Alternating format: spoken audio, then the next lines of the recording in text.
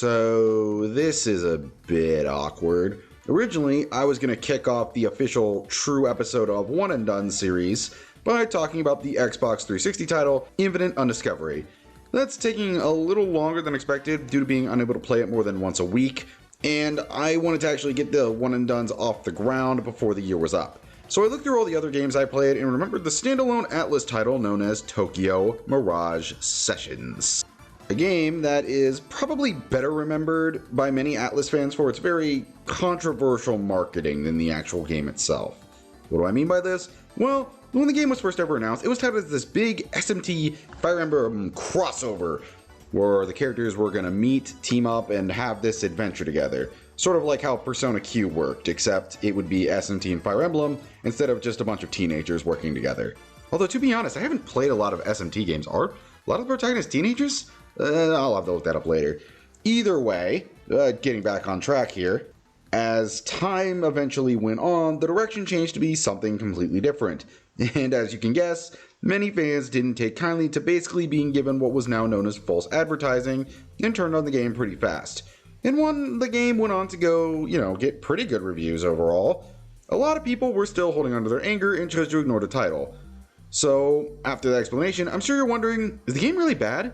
Did it deserve its hatred? Well, how about you join me on this adventure and we find out. I'm Crimson Rosso, and welcome to the next episode of One and Dones, where I find RPGs that never got a sequel because they either didn't need it, didn't deserve it, or didn't get popular enough to gain the traction to. With that said, let's begin.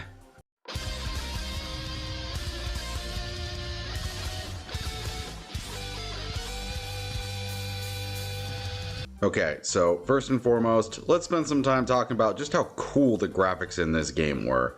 ATLUS has always been good with handling stylization in a lot of their recent titles very well. The best examples for me personally are Persona 5 Tactica, SMT5, and of course, every game journalist's favorite title ever, and the one that just inspired turn-based combat everywhere, Persona 5 Royal.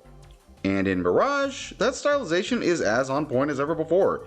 Everything from the character designs, to the dungeons, to even the little hangout spots in Tokyo are all decorated with that good old ATLUS charm that just makes you smile as you see the love put into it. They utilize a lot of very bright looking colors to make every level feel like it's part of some sort of crazy acting set, which makes a lot of sense considering this game's heavy focus on things like the world of idols and, well, their idolizations, their idolizing, their idolizationalizing. I gotta stop recording these videos so late at night. I really just go on rants for no reason. With every single stage in the game fitting that kind of theme quite well.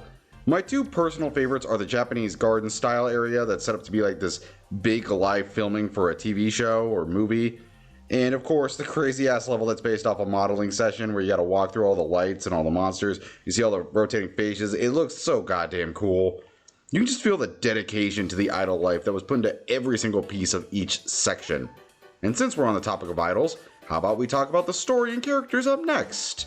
They are actually both quite good. I like that Tokyo Mirage Sessions tries to place a focus on something like the idol industry, as it allows the game itself to have a very unique feeling to it not many other RPGs are capable of having. It was a lot of fun balancing the intense, well-crafted dungeon crawling with exploration into the daily lives of an idol, like preparing for a commercial, or trying to earn the role in a show, and working your way up when you don't get it, or even the struggles of confronting your own minor fears like stage fright, or writing a song, or working with the person you looked up to more than anything. It gives each character a unique storyline to follow and reach for.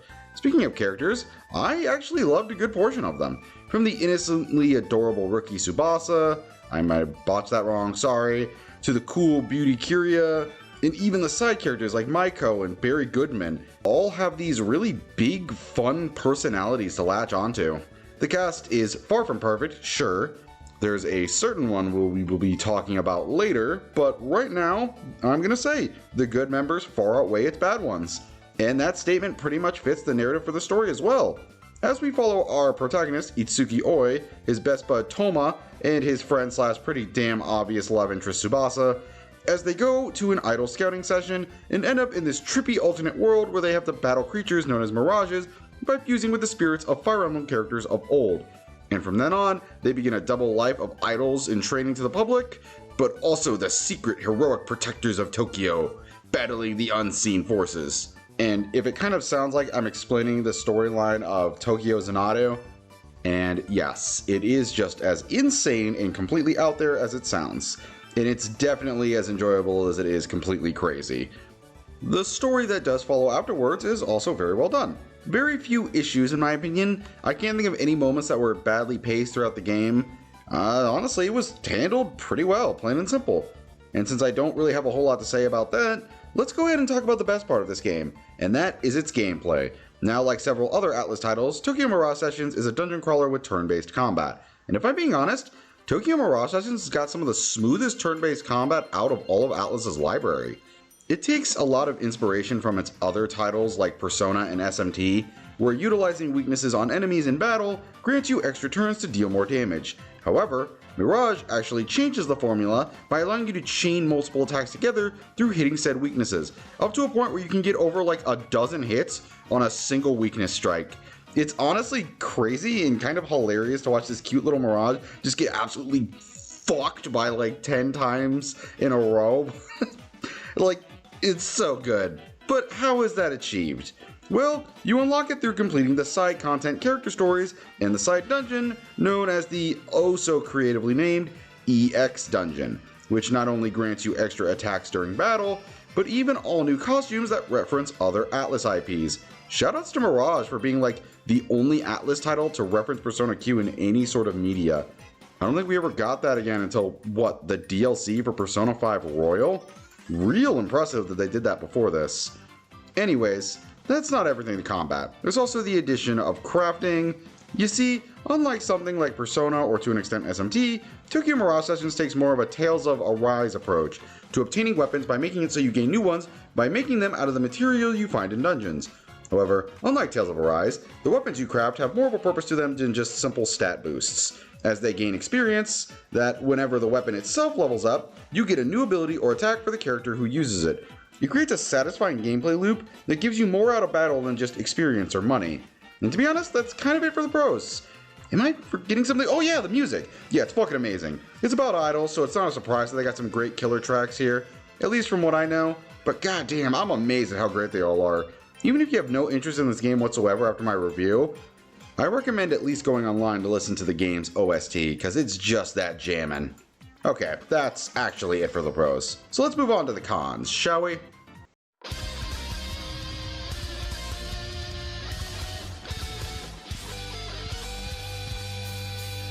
Alright, time for some cons. First and foremost, I think we need to get this little one out of the way first. I fucking hate this game's protagonist. Okay, well, I guess hate is a bit of a strong word, but I do not like him all that much. But why don't I like him? Is he a massive asshole? He's pretty nice. Is he annoying? No, for the most part, he's pretty chill. Is he useless? No, he's actually one of the stronger party members you get. No, it is not for any of those reasons. It is actually for one major issue. He is so goddamn boring. Seems like a good fit. But he's so boring. I'm yawning just talking about him. Well, it's our job to change that. Guys, I think you can hear us. He has absolutely no reason whatsoever to be a part of the battle with the Mirage. He's basically just there to be there. He has no personality traits other than, I know just what to say, what to help. I, the great everyman ever, yuck. Which is, you know, always such a fun trait to have for protagonists to have, and it never feels like a pointless, soulless way of making us have a live it through his shoes character. And real talk here, I wouldn't have such an issue with this guy if they didn't try to place such a level of fucking importance on him. He's treated as the leader, several idols place a lot more focus on him. Hell, one of the best idols in the business mentions at one point he sees him as an equal, but why? Like, Itsuki never fucking does anything. You get like maybe one cutscene dedicated to him training to be an idol. It's never utilized once, and half the fucking time he's just there to solve other people's fucking problems. It isn't until the literal finale, yes, the literal fucking finale, he actually does anything idol related. It drives me so insane that ATLUS fumbled this hard. Their silent pro tags have more personality than this guy does. Let that sink in for a second. Fucking Joker from Persona 5, who doesn't say anything outside of cutscenes, has more personality. Sorry about that, but I have held that in for a while, and writing this review only made me remember how much it pissed me off. Okay, let's move on to the other stuff. What else was an issue? Oh yeah, the difficulty. So this is something that I'm more mixed about than genuinely angry. Now, I'm standing by that the combat of this game is a lot of fun. But boy, oh boy, is this game really easy to exploit. I already mentioned you can gain extra attacks through bonding with party members and completing an EX dungeon, which can already turn fights into complete sweep fests. But something I haven't mentioned is the special EXP dungeons you can enter just whenever you want, and you can exploit it to basically gain easy levels for both your party members and your weapons. Hell, you can even gain bonding episodes by doing this. If used right, you can be level 99 and have almost your entire party maxed out by like the 3rd or 4th dungeon, which is both absolutely hilarious to exploit on bosses that they expect you to try on, and kind of baffling that it was such a massive oversight in the first place. It's why I'm more mixed on it than outright saying it's bad. It can be fun to be just some crazy god of destruction for your playthroughs. I won't deny that. But at the same time, I think there should have been a bit more limits in its usage. Like, why not just place an IRL time limit on it so people don't abuse it over and over again? Just a small thought. And that's honestly it. That's all my cons with the game, so it's time for my final thoughts.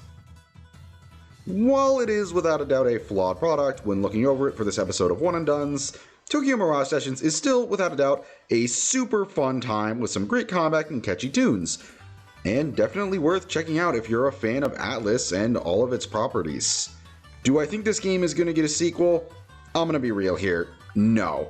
It sucks, sure, but I feel like ATLUS really burned the bridge they had with its fanbase due to the absolutely horrid way they handled the marketing, so I'm not shocked if they're never going to pursue another game in this franchise. They probably just need more time for Persona games and various spin-offs after all. My final rating for this game is a very catchy 7.5 out of 10. Go give this game a shot if you're interested in this little piece of ATLUS history. And that's all for this episode of One and Done's. I genuinely can't tell y'all how happy I am that I finally got another episode of One and Done's off the ground, and I'm going to try to be a bit more consistent with them in the future, but I won't be making any promises.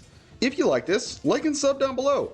And if you're interested, drop another one-off RPG I should check out in the comments below. I'm always up for finding new games to play, and hey, I'd love to hear your opinions on a couple of them.